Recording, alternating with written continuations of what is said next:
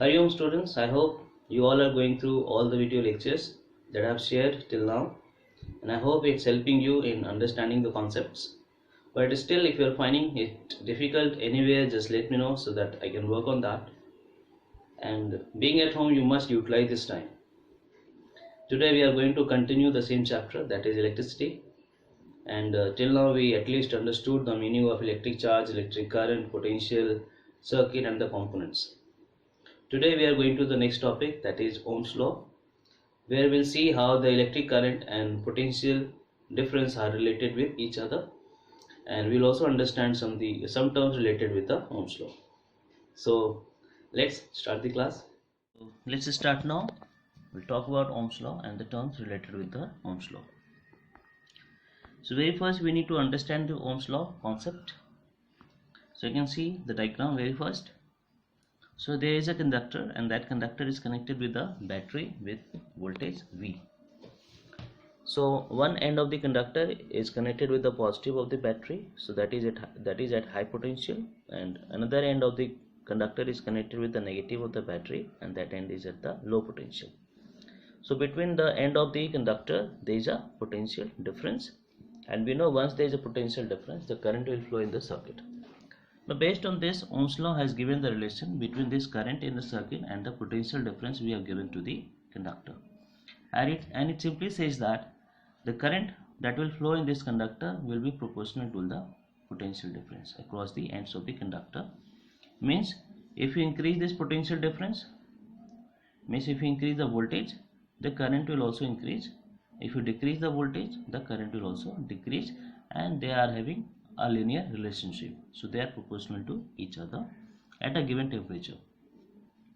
So you can read out, it states that the current flowing through a conductor is proportional to the potential difference between the ends of the conductor at given temperature and atmospheric condition.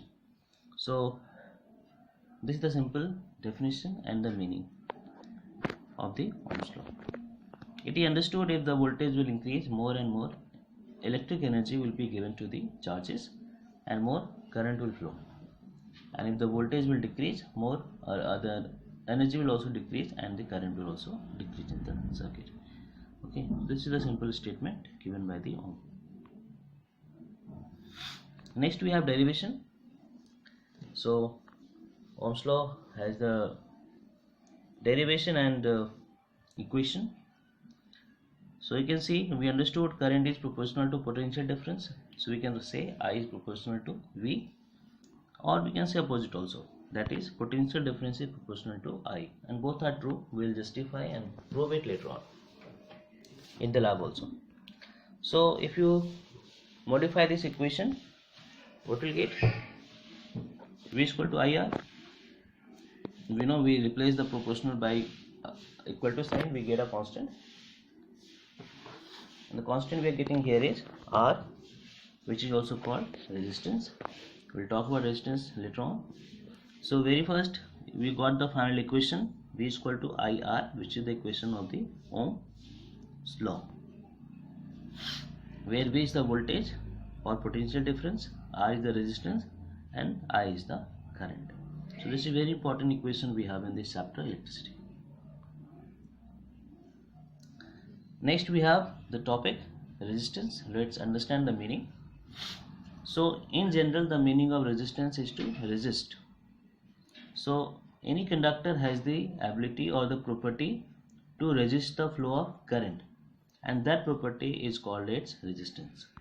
So you can read out, it is the property of any conductor which opposes the flow of electric current passing through it. So the concept is, in any conductor there are lots of disturbances. Means when the charges will try to move within the conductor, the charges will get disturbance, it will collide with other particles within the conductor, so automatically the charges will not be so free to move, and this property of any conductor is called resistance. Okay, so this is the simple meaning we have, and this is the physical quantity which we can actually measure with the help of the Ohm's law. Means how much resistance is provided by a given conductor. So since it is a physical quantity, it will have the unit. So using the Ohm's law, V is equal to IR, R is equal to V upon I, and we know the SI unit of V, that is volt, and SI unit of current is ampere, so volt per ampere, and 1 volt per ampere is equal to 1 ohm, and you can see the symbol based on the name of the scientist. So in general, ohm is the SI unit of resistance. And now we know how to divide the SI unit based on the equation. So we know V is equal to IR. So if we say V is equal to 1 and I is equal to 1 ampere, then resistance will be 1 by 1, that is 1 ohm. And based on this mathematics, we can define, if 1 ampere current flows through a conductor at potential difference of 1 volt, then resistance offered by the conductor will be 1 ohm. Means if we have a conductor and that conductor is having a potential difference of 1 volt, and if the current is flowing through the conductor is 1 ampere, then we can say the resistance of that conductor is 1 ohm. Simple definition. Next we have electric circuit of Ohm's law. So let's understand the Ohm's law with the help of the circuit now. Means how the circuit is to be made, that you will understand in the lab also. You will do the experiment. So you can see in the circuit we have a battery, ammeter, voltmeter, rheostat, variable R, a key, and a resistor R1. So one thing you should know, any conductor has a property to oppose the flow of current, that is resistance, and that conductor itself is called resistor. So resistor is nothing but the conductor which opposes the flow of current. So here we have taken any conductor R1, which is also a resistor. Now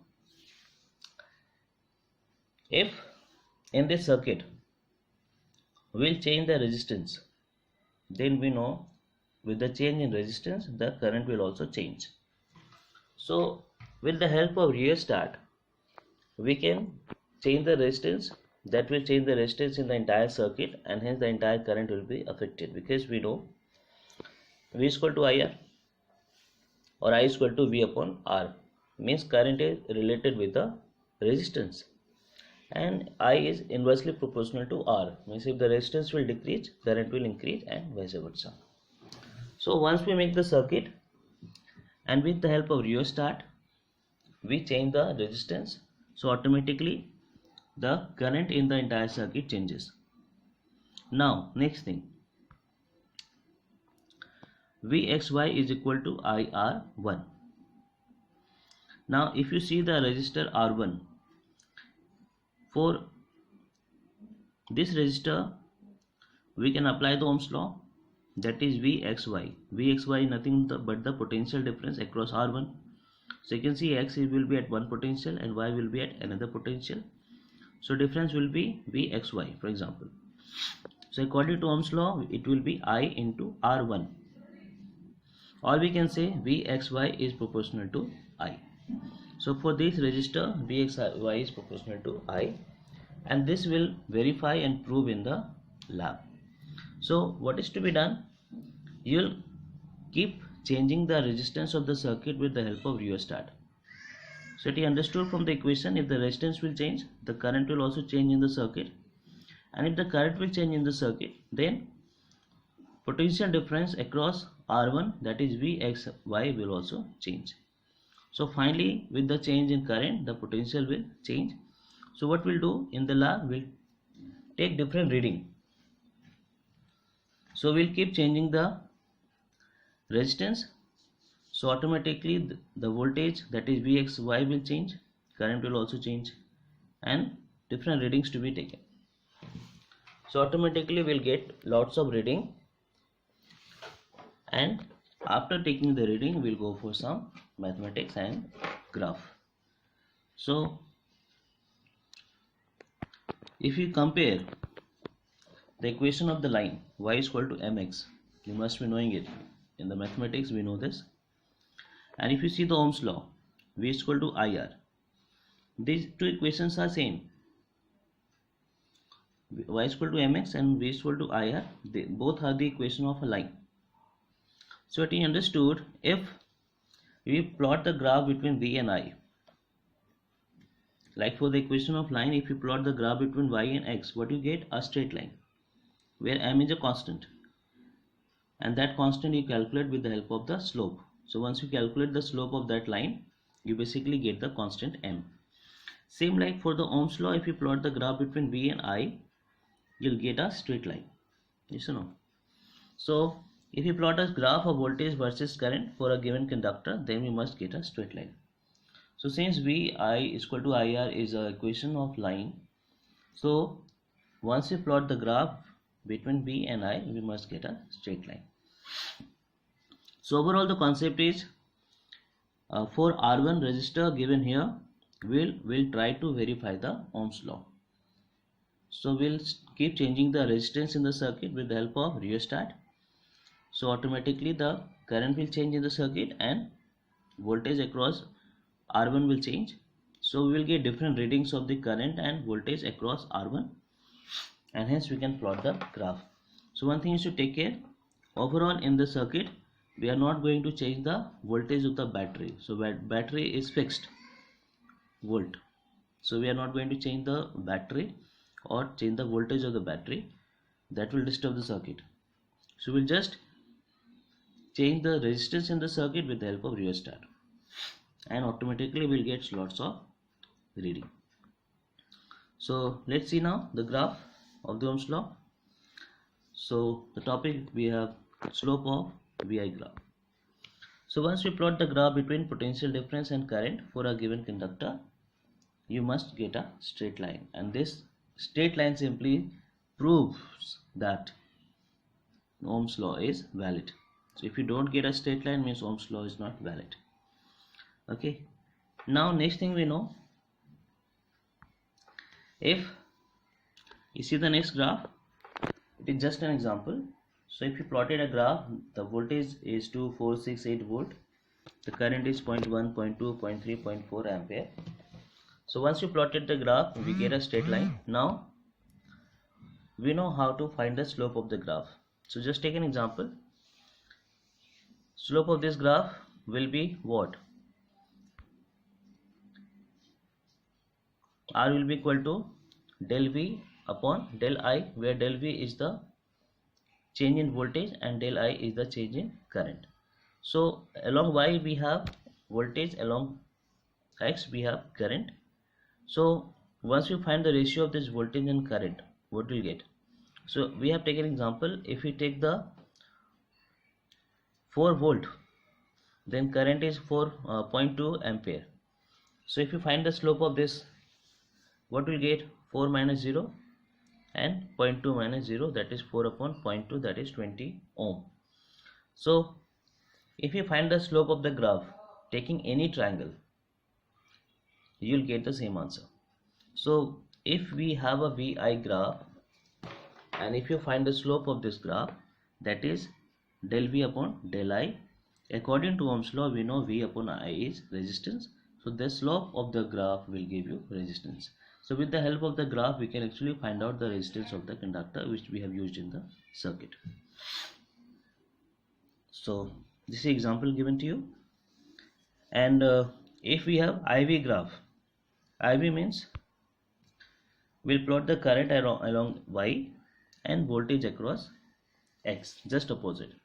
So now we know in this case the slope will be del I upon del R, that is along Y we have current, along X we have voltage. So del I upon del V will be 1 by R according to Ohm's law. So slope of this graph will give you what? 1 upon resistance. So that is to be taken care. We are plotting the graph between V and I. So if we have V along Y axis and I along X axis, the slope will give you resistance. And if you plot current along Y and voltage across X, then the slope will give you 1 upon R. So reciprocal of resistance. So I hope this graph is clear to you.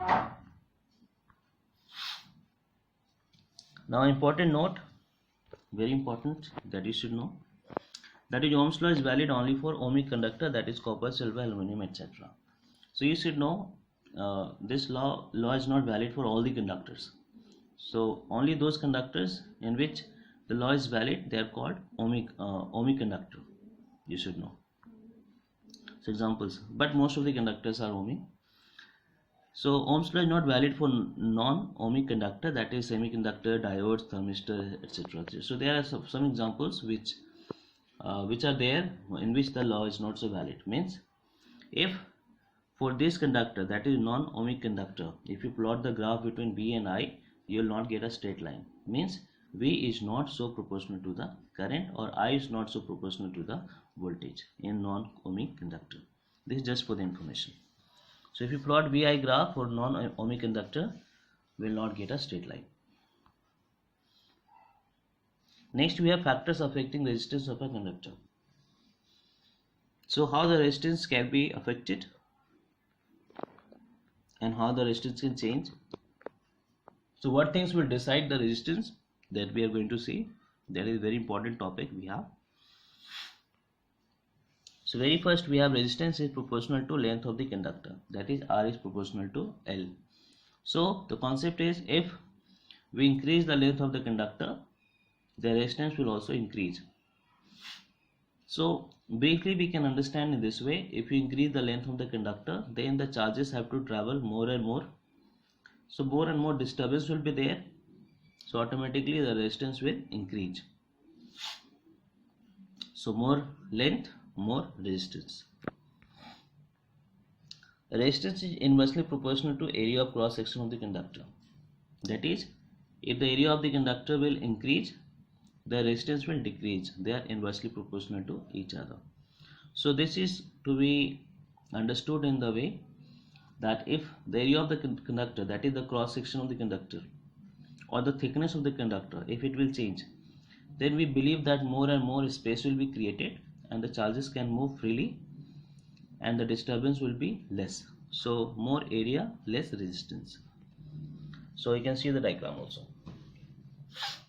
So more length, more resistance, more area, less resistance. So combining these two equations, what we'll get? R is proportional to L upon A, and once we replace the proportional by equal to sign, what we'll get? R is equal to rho L upon A, where rho is another constant which is called resistivity.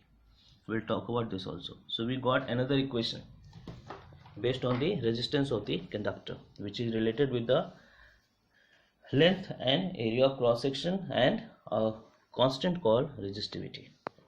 So these two equations and this final equation is very important. One more thing you should know, the third factor we have is the temperature. So if the temperature will increase, that is temperature of the atmosphere or the conductor, then in that case also resistance will increase. Now this you can understand in this way, that if the temperature will increase, then the free charges will get more energy, so they will start moving faster, and once they start moving faster, they will collide with more and more particles within the conductor. So the disturbance will increase because of the temperature, and hence resistance will also increase. So they are directly proportional to each other, but this is not there in the equation, so that's why I've written it in the different one. That is, temperature is not there in the equation, but it is also valid, and that's why in the Ohm's law we have written the statement at a given temperature. So if the temperature will change, the resistance will also change for a given conductor. Means the same conductor of same length and same area can have different resistance if the temperature will change. Now let's see, talk about resistivity, and we'll understand with the help of equation only. So we know R is equal to rho L upon A, or rho is equal to R A upon L. So based on this we are trying to define this resistivity. So you can see the mathematics here.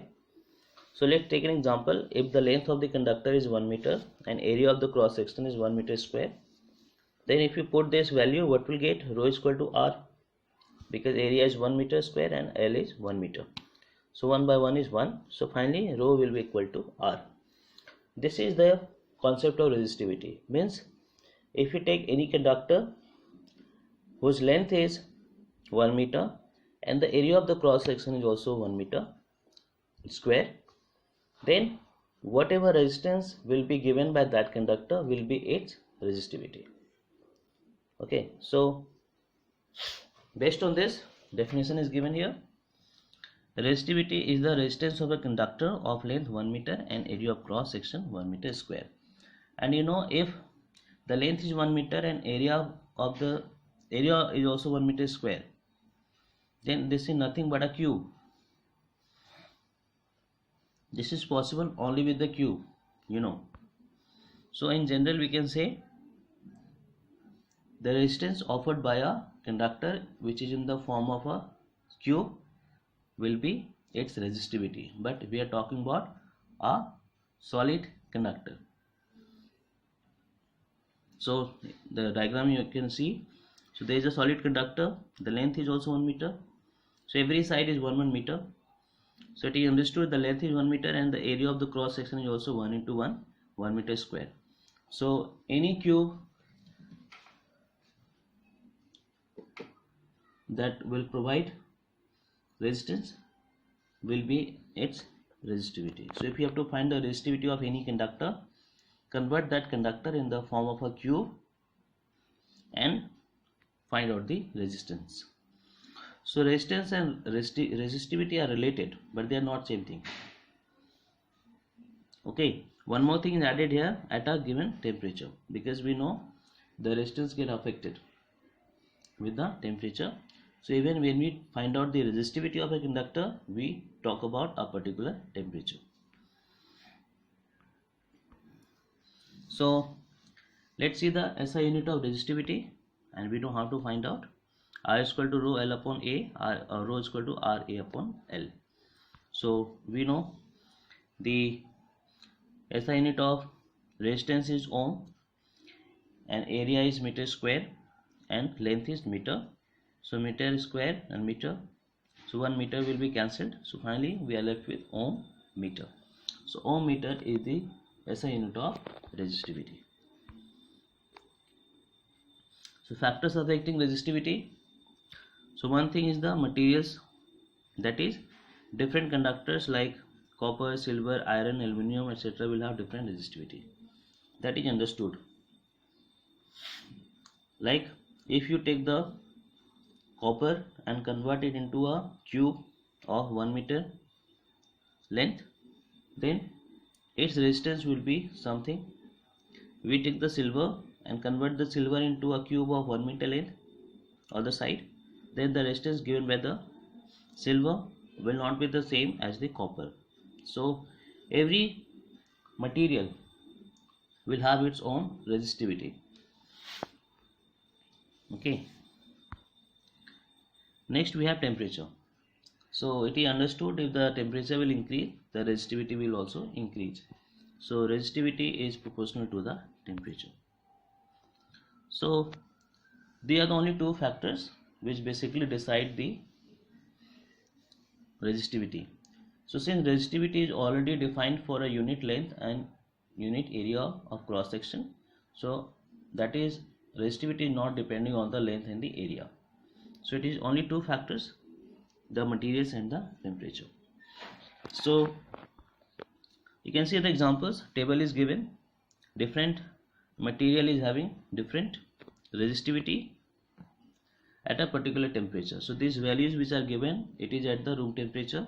So at the same temperature, these different materials will have different resistivity, and conductivity is just the reciprocal of resistivity. So if you find out the reciprocal of resistivity, you'll get the conductivity. So you see the resistivity concept, and basically with the help of resistivity we are able to find out if a conductor is a very good conductor or not so. If the resistivity is very high, means it is not so good conductor because it will oppose the current maximum, and if the resistivity is low, means it is a good conductor, it will oppose the current less. So we select the resistor or the conductor based on the resistivity. So that is the end of the class today. You need to go through this video again to differentiate the resistance and resistivity, how they are different and different terms related. So now you need to answer the questions based on the class. So very first is a numerical. you must try it yourself. If 20 milliampere current flows through a conductor at a potential difference of 12 volt, find the resistance of the conductor. So I hope you can do with the help of the Ohm's law equation.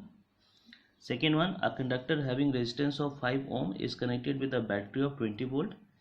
Find the amount of electric charge that will flow through the cross section of the conductor in a minute.